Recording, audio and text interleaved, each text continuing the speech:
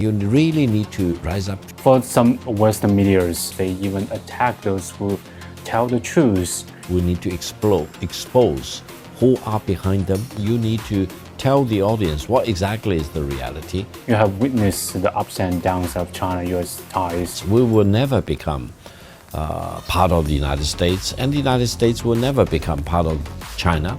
Victor Gao Zhikai, we know each other for quite a long time, and once you said you are pretty polite and gentle on many media and on the seminars, but you also said you are getting more harsh right now, especially when doing some interviews with the media.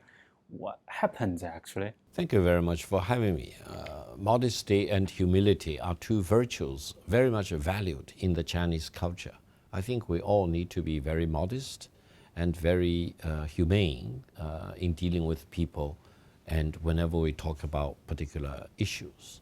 However, in my recent media encounters over the recent years, I think there has been a very harsh condemnation or criticism or distortion of facts about China to such an extent that you really need to rise up to the occasion to say the right thing, to debunk all these fabrications about the realities about China. I think the fabrications and the distortion of facts about China are driven by some evil desire.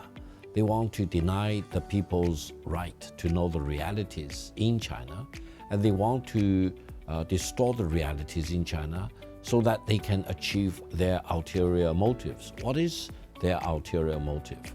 I think their ulterior motive is to deny Chinese people their right to development and to try to throw China down, humiliate China, and to deny the people in the world their right to know the realities in China. For example, they talk about China rearmament and try to pose the threat to our neighboring countries. We altogether have 14 land neighboring countries, and we have about 6 maritime neighboring countries. China wants to be friends with all our neighbors, as well as almost up to about 200 countries in the world. We do not want to be enemies with any other countries in the world, and that is the reality. China is a major force for peace, and I think I cannot tolerate anyone who claim that China is hostile to any other country, either our neighboring countries or otherwise. So you talk about these harsh conditions on the media, and actually on the Twitter and on also social media, I can also feel the same environment. But we know for some Western medias, sometimes they have different understandings about China, and sometimes they even attack those who tell the truth. Do you think this kind of behavior is like ideology driven, or simply they just don't have too much understanding about China? Well, for those who condemn China, I think you can divide them into several different categories. One are paid to do so. Who paid them? You need to figure out, who are those financiers or bankrollers behind these fabricators. They're funders. Yeah, they're funders, they're sponsors. The other one is simply they don't really know. They have never been here. They haven't talked to Chinese people. They don't understand China's history, China's reform and opening to the outside world. And they rely on the fabricated truths they picked up in newspapers, especially in some Western newspapers, or in some of their media reports, and they thought that was the reality about China. And then they also react to the anti-China rhetoric, sometimes issued even by their president, or by governments, or by the members of their Congress, for example. So I think you can at least divide them up into these two categories. For the first category, those are paid to do so. I think we need to be merciless. We need to expose who are behind them, who bankroll them, who really provide the funding, and what is their ideological objective they want to achieve. Now, for the large majority of the people who don't know about China, and then they picked up gossips, misinformation, disinformation about China and spread them around, I think we need to give them better chances so that they can at least understand what China is, and they can see what China is rather than rely on fabricated misinformation about China. Actually, Victor Gao, we know you are a lawyer, you are the businessman, and you are also a China specialist. And now you are getting very, very popular on media, not only on the newspaper, on the video, but also on the social media. But some people say you are a spokesperson for the Chinese government. Do you like this title? Different people call me by different titles. Some of them even call me as the spokesperson of the CPC. That's completely wrong. I do not speak on behalf of the CPC or the Chinese government. You mentioned my education as a lawyer, and I went to Yale Law School. I graduated in 1993 with a JD degree. In that sense, I'm happy to be an alumni with Vice President JD Vance, who also went to Yale Law School, obtaining a JD degree 20 years after I graduated. I was class of 1993. Vice President JD Vance was class of 2013.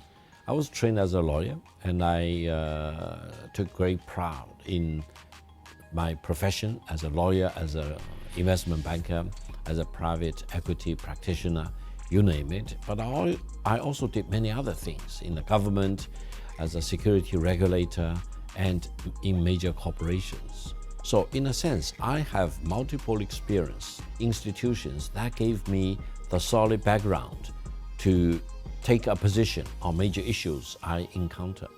Yeah, so that's why when people talk about the China issues, China-related issues, especially about the politics, the foreign policy, and also about economy, you always give a lot of sharp answers and comments. But I'm also very active on social media, and I have received a lot of interviews from many leading media, also from the West. And for example, the Newsweek, France 24, and the Wall Street Journal. And sometimes I give the sharp answers, but sometimes I give more balanced perspective, balanced comments. So do you think we need to have more sharp voices or sharp comments, because that would attract a lot of attention on social media? I think each occasion is different. I think in the normal sense of the word, we need to have very normal dialogue, chatting with each other, conversation, for example, and you do not need to raise your voice or use a higher pitch. However, when you are faced with sheer fabrication and very merciless attack on China, You speak loud and clear. you need to make your point very well known. Sometimes the interlocutors or anchor woman or anchor man, for example, even did not allow you to finish your sentence. They basically rattle off a long list of fabricated misinformation and use you as a prop, for example, just to back up their false accusation. That you need to really jump up and say, no, that's wrong. That's not the realities about China, and you need to tell the audience what exactly is the reality. Sometimes you need to contradict such misinformation or disinformation. Whether you are being sharp or not, that's another thing. I think you cannot just shy away and try to pretend as if these are not sheer attacks on China's reputation, on the dignity and the decency of the Chinese people. So each occasion is different, I think. Do you think now in today's China, because we need more people to have a more comprehensive, more balanced, and more vivid understanding about China, do you think we need more people like you, like Victor Gao Zhikai, to speak on the international arena? Well, I think the more Chinese people can have an occasion to speak their mind, the better. Whether everyone need to be Victor Gao, that's another issue. I think many people can do much better jobs than I do. But each one is unique because each person is a combination of your previous academic background, your experiences, your exposure to other people, other important occasions in your life, for example. So everyone is unique in a sense. Even for the same issue, same topic, different people can come up with different analysis, different observation, and different conclusions. So the more people get involved, the better. Victor Gao, we know you are a former diplomat also, and many people would like to know more about your personal stories. And people, for me, was in the major of the international relations and diplomacy, and we learned a lot about this story. So you were the interpreter for China's late leader Deng Xiaoping, and any memories that touched you the most, and how did you become this kind of job and to do the interpretation for him? Well, I started college when I was very young. I started when I was 16 years old, and I graduated from college and went to a graduate program when I was only 19. And I finished up my graduate study when I was 21, and I joined the Chinese Foreign Ministry. And I started up as a government interpreter, and I had the great honor, great privilege of interpreting for Deng Xiaoping for more than 20 of his important meetings with foreign visitors. That was in the middle of the 1980s. In addition to working with Deng, I also worked with the Chinese Premier, Party Secretary General, Chinese President, and other very senior government, party, and military leaders at that time. That gave me probably the most extraordinary exposure. At a very young age, you were having access to very important, sometimes top confidential meetings with foreign visitors, including involving China-U.S. relations, China-other countries' relations. And I also got to travel with many Chinese leaders to overseas, to Australia, United States, Canada, Britain, New Zealand, you name it, so many countries. That probably was the highlight of my career before, in the 1980s.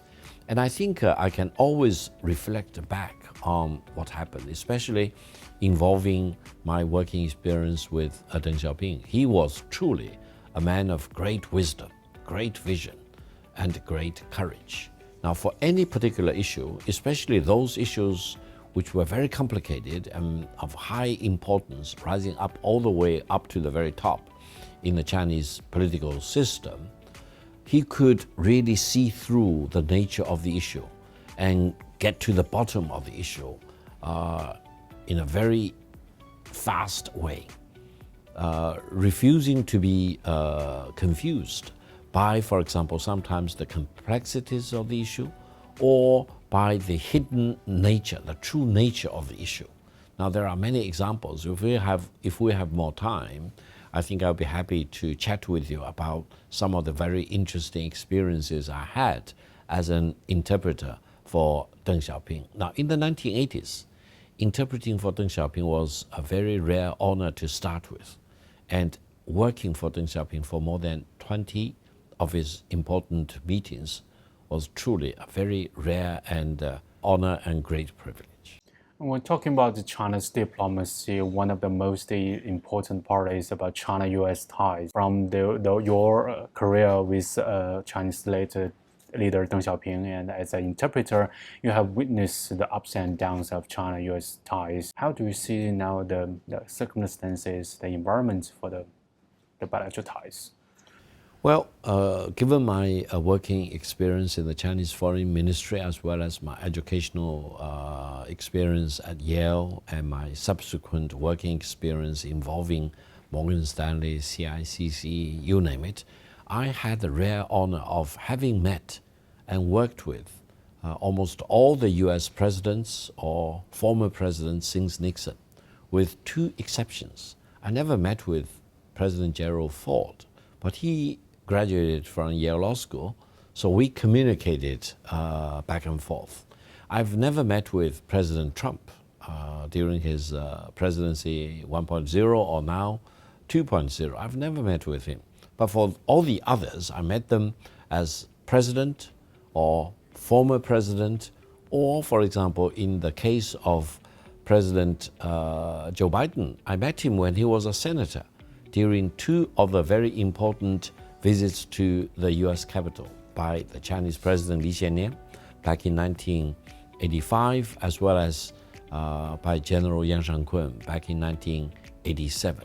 So that gave me a lot of personal knowledge and a rare exposure to China-US exchanges at the very top, and also being a student at Yale University for 4 years, spending 4 years in New Haven, also gave me a lot of very solid experience about how the American people would love to get along with the Chinese people. That gave me a lot of confidence that the Chinese people and the American people are not enemies with each other. I think I've always been advocating China-U.S. friendship, partially because of my 4 years spent in New Haven at Yale Law School as well as Yale Graduate School. So I think we need to look at China-U.S. relations in a more balanced way, in a historical process, as well as based on people-to-people exchanges, and also very much steered by government-to-government relations, for example. There is not just one dimension to China-U.S. relations. Some people in the United States claim that China is America's enemy. No, China is not America's enemy. And they worry that the Chinese people are hostile to the United States or to the American people. No, the Chinese people are very friendly towards the American people. We just want to get along with the United States. We will never become part of the United States, and the United States will never become part of China. We will remain different from each other, but that difference should actually be the strength of China-U.S. relations, rather than what will destroy China-U.S. bilateral relations.